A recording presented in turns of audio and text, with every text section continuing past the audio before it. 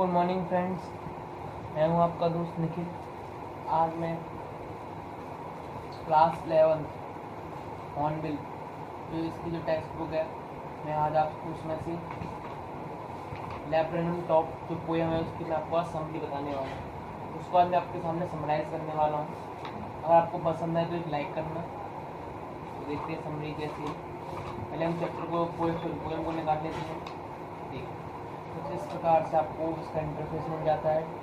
Then आज हम समझने वाले हैं कि laburnum top, what is mean by laburnum top. जो लैब्रेनम टॉप जो पोएम है, which is written by the Ted Hegler, which encompasses that the labrum top is that like a person which stood silently as that not challenges come in their life, as not new striking feature that comes in life.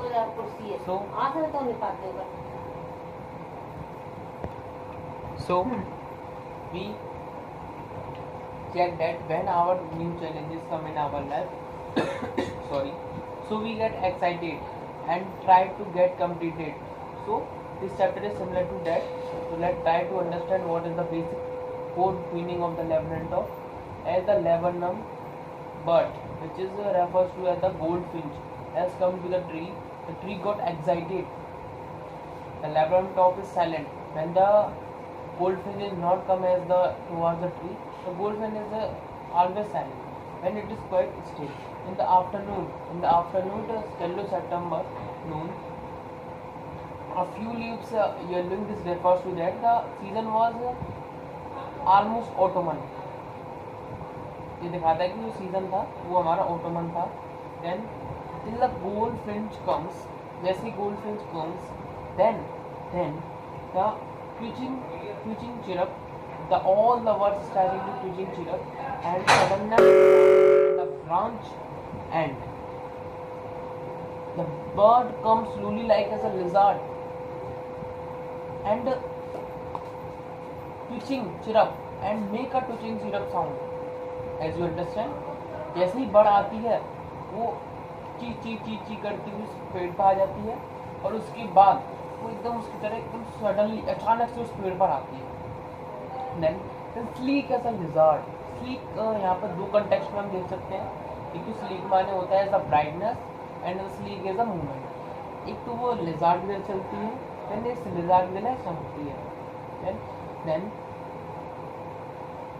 makes the tree alert and alert and attentive. Okay, she enters the thickness and a machine start up. In this context of poem, the machine refers to the laburnum tree which stood silently and sad not completely, but we can say that it is quite stand up.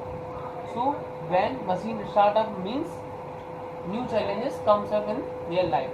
Then of tittering and a tremor of wings and thrillings, the whole tree trembles and thrills. It is the engine of our family. The important question make on this poem is that what is the engine of our family? Engine of family यहाँ पर किसको कहा गया है? Engine of family कहा गया है उस लैब्रेनम बर्ड को, या कह सकते हैं उस गोल्डफिंच बर्ड को जो अपने बच्चों के लिए as come food to their children, जो अपने बच्चों के लिए खाना लेके आती है, उसको हम कह सकते हैं लैब्रेनम इंजन ऑफ देयर फैमिली. वो अपनी फैमिली का इंजन है. और एक और कॉन्टेक्स्ट में हम कह सकते हैं कि एक लैब्रेनम ट्री भी कहाँ तक इंजन हो सकता है अपनी फैमिली का. कैसे? जो उनको सेंटर प्रोवाइड कर रहा है, उनको घर प्रोवाइड कर रहा है उनको, और उस बर्ड को उसके अपने इसको बच्चों को भी. तो क्या कह सकते हैं हम लैब्रेनम इंजन ऑफ फैमिली का हो जाएगा.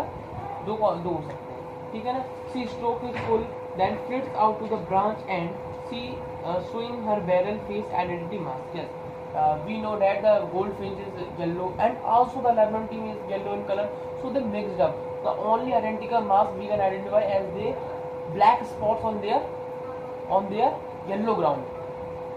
हम उसको कैसे पहचान सकते हैं? उसके जो ब्लैक स्पॉट्स होते हैं ना येलो ग्राउंड मतलब येलो बॉडी पर, उसके जो येलो स्पॉट्स हैं हम उसको उससे केवल आइडेंटिफाई मास्क है उसका, हम उसको उससे आइडेंटिफाई कर सकते हैं.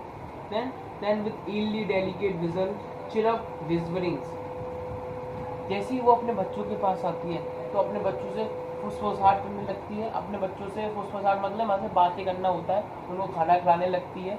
Then she launches away toward the infinite. फिर वो फिर से उड़ जाती है. इन्फिनाइट मतलब आकाश में. Then back to the infinite age to searching of the food, अपने फिर से उसी टास्क को कंप्लीट करने चल जाती है। एंड लैब्रेनम सबसे टू एम्प्टी, और लैब्रेनम फिर से अपने स्टेट में आ जाता है, सॉरी अपने फिर से उसी स्टेज में आ जाता है जैसे पहले वो शांत था, ऐसे ही वो शांत हो जाता है। तो कंक्लूजन इसका ये निकलता है कि हमें हमेशा जो न्यू चैलेंजेस हैं, न्यू प्रॉब्लम्स हैं, उनसे कभी उठाना नहीं चाहिए, उनको एकदम डिटरमाइनिंग होकर उनका सामना करना चाहिए। ये पोएम हमको ये दिखाना चाहती है। इनकी जो राइटर है कैरी न्यूक्लियस है।